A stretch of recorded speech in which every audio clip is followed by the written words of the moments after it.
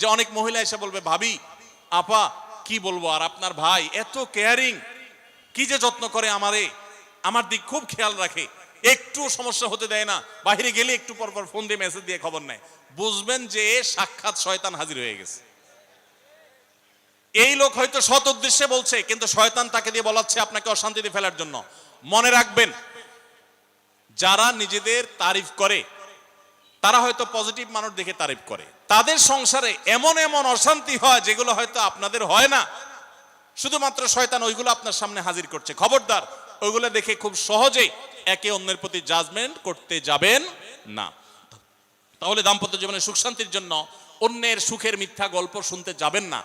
যদি সত্য গল্পও হয় তবুও মনে রাখবেন যে হয়তো সে একটা দিক তুলে ধরছে, তাদের আরো চ্যাপ্টার আছে সেটা তারা তুলে ধরছে না, তাদের চাইতে আমরা আলহামদুলিল্লাহ কম সুখে নাই। নিজেদের পজিটিভ গুলো দেখার চেষ্টা করবেন। 8 নম্বর, ক্ষমা করতে শেখা। দেখুন, ক্ষমা করতে না পারলে দাম্পত্য জীবনে কেন, কোন জীবনে আপনি কখনো সুখী হতে পারবেন না।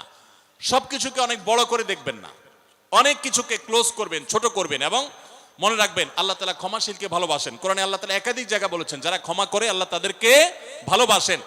আপনি যদি বলেন যে কতবার ক্ষমা করব, যতবার আপনি আল্লাহর কাছে ক্ষমা আশা করেন, আপনি আপনার স্ত্রীকে, আপনি আপনার স্বামীকে, আপনার জীবন সঙ্গীকে, যে কোনো মানুষকে ততবার ক্ষমা করবেন। আপনি জীবনে একই পাপ কতবার করেন, আল্লাহ মাফ করবেন আশা করেন না? তাহলে আপনার আল্লাহর বান্দাকে কেন আপনি ক্ষমা করবেন না? বিধায় ক্ষমা করা এটা শিখতে হবে। কখনো কোনো ভুল হয়েছে বুঝতে পারলে পণ্ডিতি না করে সাথে সাথে ভুল স্বীকার করা জানতে হবে, যে হ্যাঁ এটা আমি ভুল করেছি। হ্যাঁ, এটা স্বীকার করলে সে একটু মাথায় উঠে যাবে, সে একটু লাই পেয়ে যাবে, পাক। কিন্তু এটা একটা ভালো গুণ, পরবর্তীতে এটাকে ব্যালেন্স করতে পারবেন অন্যভাবে। ভুল স্বীকার করবেন। মেয়েদের সাথে বিশেষ করে যখন ঝগড়াঝাটি হয়, কোনো কিছু হয়, মনে করেন ঝগড়া তুমুল আকারে চলে গেছে, এখন আপনার স্ত্রী আপনার মৃত্যুদণ্ড জারি করবেন, জাস্ট এটা বাকি আছে। এই টাইমটাতে আপনি যদি চান যে এই রাগের পারদকে পাতাল থেকে মুহূর্তের ভিতর, আমি আকাশ থেকে মুহূর্তের ভিতরে পাতালে নামায় আনবো, আগুনের সাথে সাথে পানি করব, একটা বুদ্ধি, একটা কাজ করবেন, সাথে সাথে পানি হয়ে যাবে। সেটা কি? এতক্ষণ যা তর্ক করছেন, এখন বলেন যে আসলে তুমি ঠিক বলছো, আমারটা ভুল, ব্যাস দেখবেন যে আগুন পানি হয়ে গেছে সাথে সাথে। তো ভুল স্বীকার করতে পারে, এটা শুধু স্বামীরা না, স্ত্রীদের ক্ষেত্রে একই কথা প্রযোজ্য। এটা অনেক বড় একটা গুণ, বিশেষ করে ক্ষমা করতে পারা। ক্ষমা করতে যারা পারে না তাদেরকে আল্লাহ ভালোবাসেন না। আল্লাহ তাআলা বলেছেন যে আল্লাহ তাআলা ক্ষমাশীল মানুষদেরকে ভালোবাসেন, বিধায় আমরা ক্ষমা করতে শিখবো ইনশাআল্লাহ। 9 নম্বর হলো, শয়তান যে সমস্ত জায়গাতে ধোঁকা দেয় এই জায়গাগুলোকে ক্লিয়ার রাখা। যেমন একটা পয়েন্ট বলি, স্বামী স্ত্রীর মধ্যে কিছু কিছু জিনিস প্রাইভেট থাকতে পারে। আপনার স্ত্রী আপনার শ্বশুর বাড়িতে ফোনে কথা বলেছে, কি বলেছে, আম্মা তোমার সাথে কি বলেছে, তোমার আব্বা কি বলেছে, তোমার ভাই কি বলেছে, ব্যক্তিগত বিষয়গুলো খুব বেশি খোঁচাখুচি করে জানতে যাবেন না। এগুলো জানতে গেলে অশান্তি হবে। এবং অনেক সময় দেখা যেতে পারে কোনো কিছু দেখে আপনার সন্দেহ হয়েছে, তাহলে এটা পেটের ভিতর রাখবেন না। আবার খারাপ ভাবে উপস্থাপন না করে সুন্দরভাবে উপস্থাপন করুন যে আমার কাছে এরকম মনে হয়েছে, তাতে সাময়িক ঝগড়া হোক, কিন্তু আপনি ক্লিয়ার হয়ে যাবেন এবং নিজেদের মধ্যে কোনো ঝামেলা থাকবে না। শয়তান বিশেষ করে ওয়াসওয়াসা, কুমন্ত্রণা, সন্দেহের রোগ দিয়া দাম্পত্য জীবনে সবচেয়ে বেশি অশান্তি তৈরি করে। এই জন্য সন্দেহকে কোনো স্থান দিবেন না। যখনই সন্দেহ আসবে বুঝবেন যে শয়তান এটা সৃষ্টি করছে। সর্বশেষ 10 নম্বর হলো, শাসন করার যদি কখনো দরকার হয়, স্বামী হোক আর স্ত্রী হোক বা সাধারণ মানুষের ক্ষেত্রে এটা প্রযোজ্য, রাগের মাথায় কখনো শাসন করবেন না। শাসন করতে হলে মাথা গরম হয়ে গেছে একটু সবর করবেন, ঠান্ডা মাথায়, শীতল মাথায় তারপরে শাসন করবেন। যখন রাগ উঠছে তখন কিছু বলতে যাবেন না। আপনার রাগ উঠছে আজকে, আপনি নিয়ত করেন আগামী 24 ঘন্টা পর এটার আমি বিচার করব, একটা বিহিত করব, এটার আমি কিছু একটা করে ছাড়বো।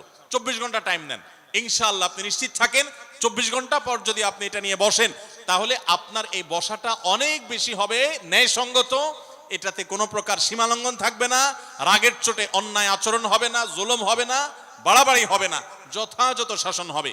যে কোনো মানুষের ক্ষেত্রে এটা প্রযোজ্য। আপনার একটা ছেলে এমন কোন অন্যায় কাজ করছে, আপনি এখন তাকে মাথা হট হয়ে গেছে, এখন শাসন করতে গেলে জুলুম হয়ে যেতে পারে, একটু সবর করেন, সময় নেন, দেখবেন রাগটা প্রশমিত হয়ে লেভেলে চলে আসছে। এরপর যদি শাসন করেন দেখবেন জুলুম হবে না।